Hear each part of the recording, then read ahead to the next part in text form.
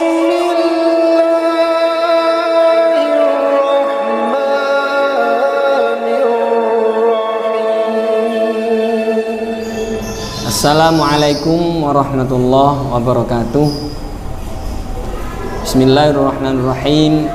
Alhamdulillahirabbil alamin.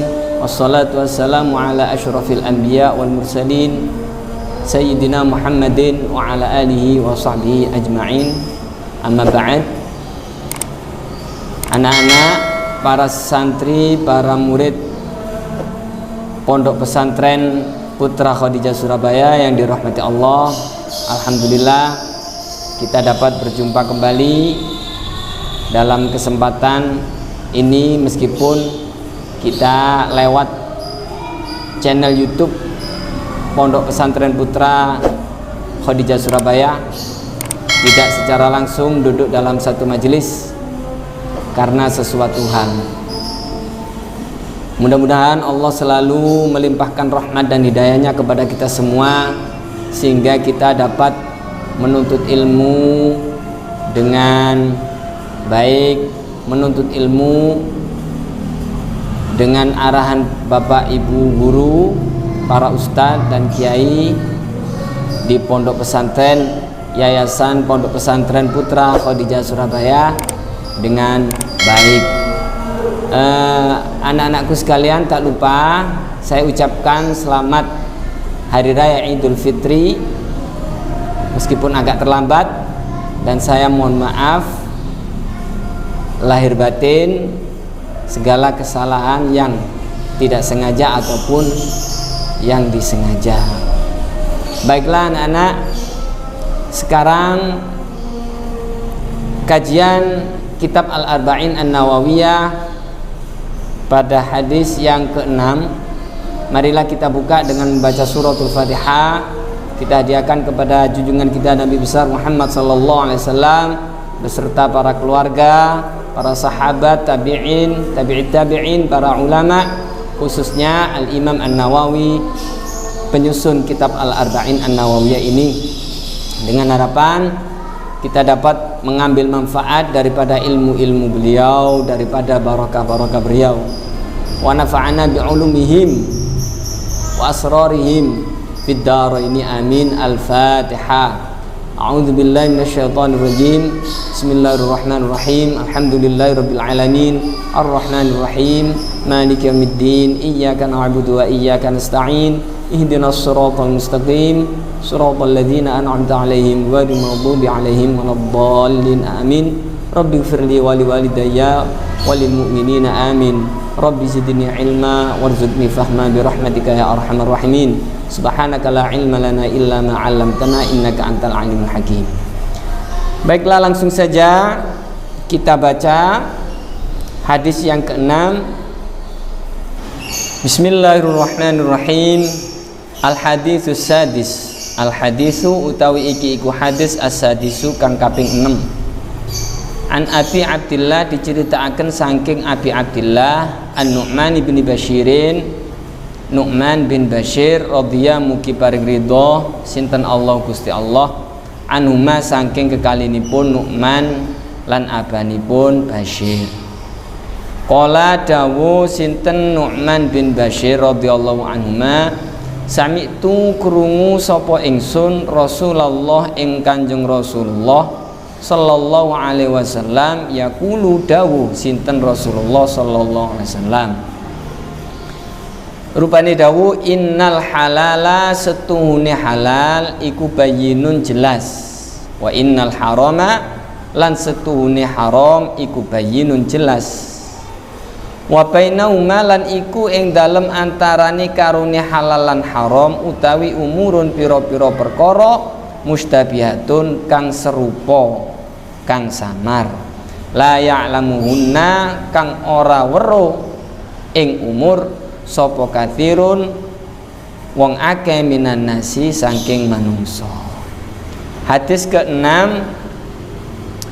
diceritakan dari Abi Abdullah yang bernama Nu'man bin Bashir, putra dari Bashir radhiyallahu anhuma, berkata, saya mendengar Rasulullah Shallallahu Alaihi Wasallam bersabda, sesungguhnya perkara halal dan haram itu jelas, dan di antara keduanya ada beberapa perkara mustabihat atau perkara yang syubhat. Apa itu perkara syubhat?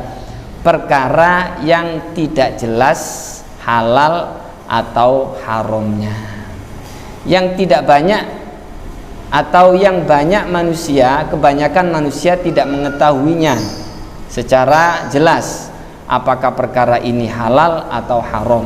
Itulah yang dinamakan perkara syubhat, kecuali sedikit yang tahu, yakni para alim ulama dengan mengetahui dalil-dalil dari Al-Quran maupun hadis.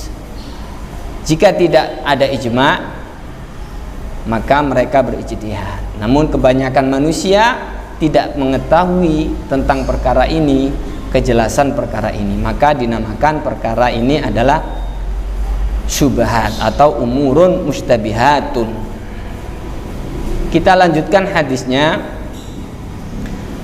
Faman mongko utawi sapane wong iku itako kang wedi sapa man asyubuhati ing pira-pira perkara syubhat, faqad istabro'a mongko teman-teman lebaran sapa man litinihi maring agamane man wa irdihi lan kehormatane man. Jadi barang siapa yang takut menjaga diri daripada perkara syubhat, maka sesungguhnya orang tersebut membersihkan agamanya dan menjaga kehormatannya. Jadi hadis ini mendorong kita untuk menjaga agama dan harga diri kita dengan cara menjauhi perkara-perkara yang syubhat, yang tidak jelas hukum antara apakah itu halal, apakah itu haram. Kita lanjutkan, waman utawi sapane wong iku waqa'atu mibo sapa man fi syubhati ing dalem pira-pira perkara syubhat, waqa'a mongko tumiba sapa man al harama ing perkara haram. Jadi barang siapa yang berkecimpung di dalam perkara syubhat, maka dia berkecimpung di perkara yang haram. Kita lanjutkan dulu.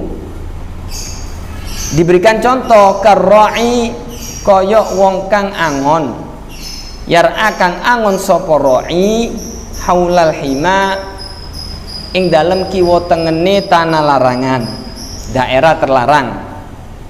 Yushiku parek sapa ra'i ayyarta'a ing yen to angon sapa ra'i fihi ing dalem hima. Jadi dicontohkan pengembala ternak yang mengembala ternaknya di dekat daerah terlarang, maka sangat riskan sekali dan besar kemungkinan hewan peliharaannya tadi memasuki daerah terlarang. Otomatis karena itu daerah terlarang, maka ini akan menjadi perkara yang haram. Dicontohkan seperti ini dengan tujuan memperjelas bahwasanya man waqa'a fi syubhat waqa'al haram. Barang siapa yang berkecimpung di dalam perkara syubhat, maka akan sangat riskan sekali dan besar kemungkinannya dia akan jatuh pada perkara yang haram.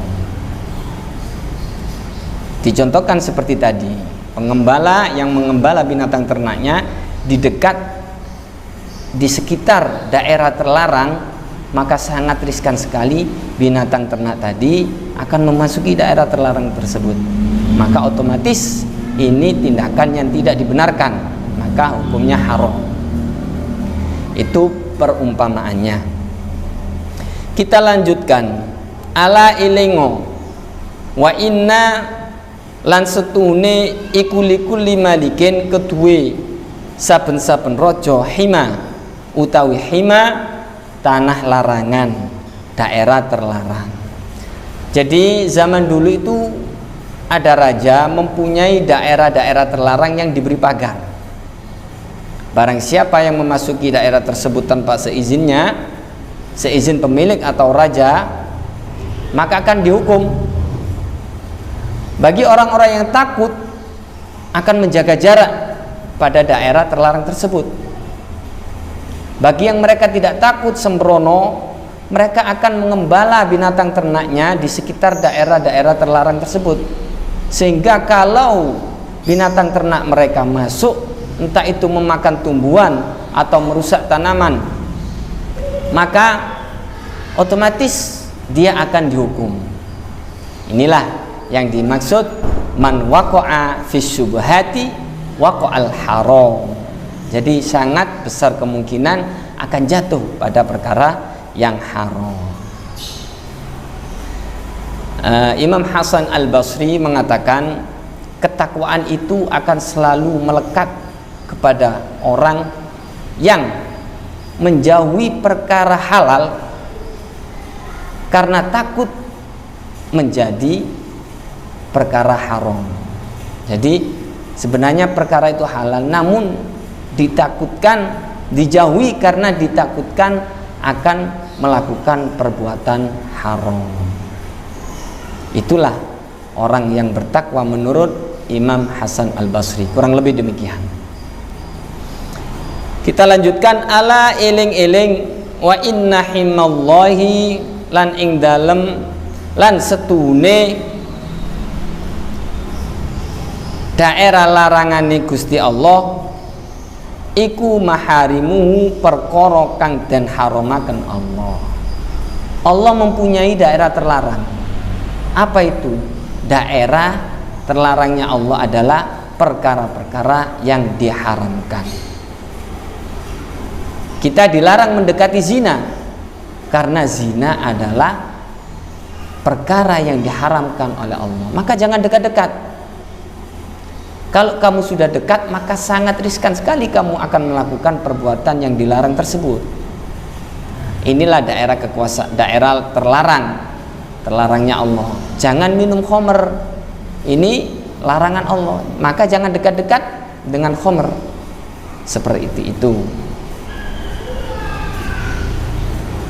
Ala eling-eling wa inna fil jasad lan setune ing iku ing dalam jasad utawi mudghatan daging sak kempel. Idza soluhat nalikane bagus apa si mudghah, soluha moko bagus apa al jasadu jasad kuluhu ya sekabehane jasad. Wa idza lan nalikane fasadat rusak apa si mudghah, fasada mongko rusak apa al jasadu jasad kuluhu sekabehane jasad. Hadis ini juga mendorong kita untuk selalu menjaga hati, selalu meningkatkan intelektualitas kita dengan menjaga hati. Hati itu istilah yang dimaksud hati di sini adalah ruhani, jiwa. Bagaimana hati yang baik itu? Hati yang terbebas daripada penyakit-penyakit hati seperti takabur, riya, hasad, dan lain sebagainya. Maka hati yang baik adalah hati yang terbebas daripada penyakit-penyakit tersebut. Ada ulama yang mengatakan bagaimana cara membersihkan hati. Pertama, membaca Al-Quran dan menadaburinya. Kemudian zikir, munajat kepada Allah, dan berkumpul dengan orang-orang solih. Seperti yang biasa kita dengar adalah tombok hati iku limo itu dari Imam Ibnu Mulkin, ya, Ibnu Mulkin berpendapat demikian. Dan ada lagi membersihkan hati itu dari makanan. Kita jaga makanan kita, jangan sampai ada makanan yang syubhat, apalagi makanan yang haram kita jauhi. Karena dengan makanan yang halal maka akan menimbulkan kebaikan. Dengan makanan yang haram sebaliknya. Kita jaga benar-benar makanan kita, karena halal itu sudah jelas, haram jelas, ada perkara di antaranya yang belum jelas, maka kita jauhi perkara-perkara syubhat itu. Ala ilingo waya utawi mudgo alqalbu iku ati. Alqalbu di sini dalam bahasa artinya adalah jantung, tetapi diistilahkan di sini adalah hati. Hati itu bukan makna yang yang kita tahu bentuk hati itu, bukan, tetapi ini adalah istilah untuk ruhani atau jiwa kita. Imam Syafi'i berpendapat akal itu ada di dalam hati. Jadi jika jantung kita baik, maka jantung akan menyuplai darah ke tubuh kita dengan baik. Kalau jantung kita rusak, maka suplai darah ke tubuh kita jadinya tidak baik. Begitu juga dengan hati kita. Jika hati kita baik, maka perkataan, perbuatan kita akan baik. Tidak ada orang dendam itu berkatanya baik. Orang dendam pasti berkata buruk karena marah, karena dendam, karena hatinya ada penyakit yang namanya dendam. Jadi kesimpulan daripada hadis ini, pertama, yakni mendorong kita untuk melakukan perbuatan-perbuatan yang sudah jelas halal, dan meninggalkan perbuatan segala sesuatu yang sudah jelas haram. Ketiga, menjauhi perkara-perkara yang syubhat. Perkara yang syubhat itu yang kebanyakan manusia tidak tahu apakah itu halal, apakah itu haram, kecuali sedikit yang tahu. Maka lebih baik kita jauhi. Karena barang siapa yang berkecimpung dalam perkara syubhat, akan sangat riskan sekali dia akan jatuh pada perkara yang haram. Diibaratkan, Ibnu Munzir mengibaratkan ada dua kambing, satu disembelih orang non muslim, satu disembelih orang muslim. Maka kita nggak tahu mana yang disembelih orang non muslim, mana yang disembelih orang muslim. Maka kita jauhi, jangan memakan daging itu. Gitu kurang lebih. Kemudian hadis ini juga mendorong kita untuk selalu membersihkan hati. Karena jika hati kita baik, akal kita pun sehat, berpikir pun kita baik, berbuat pun kita baik. Kalau hati kita kotor, hati kita rusak, hati kita jelek, maka tindakan kita, perkataan kita, cara berpikir kita pun tidak baik. Demikian kurang lebih penjelasan dari saya daripada hadis yang ke-6 ini. Hadis rawahu al-Bukhari wa Muslim, yang diriwayatkan oleh Imam Bukhari wa Muslim. Semoga Allah senantiasa memberikan taufik dan hidayah kepada kita semua, sehingga kita dapat memanfaatkan, menjalankan ilmu yang kita dapat dengan benar. Semoga kita diberikan Allah ilmu dan amal yang diridhoinya. Ala dhinniyah al-Fatihah. Alhamdulillahirabbil alamin arrahmanir rahim maliki yaumiddin iyyaka na'budu wa iyyaka nasta'in shiratal mustaqim shiratal ladzina an'amta 'alaihim ghairil maghdubi 'alaihim waladdallin. Amin. Kurang lebihnya saya mohon maaf yang sebesar-besarnya. Wallahul muwaffiq ila aqwamit thoriq. Subhanakallahumma bihamdika asyhadu an la ilaha illa anta astaghfiruka wa atubu ilaik. Assalamualaikum warahmatullahi wabarakatuh.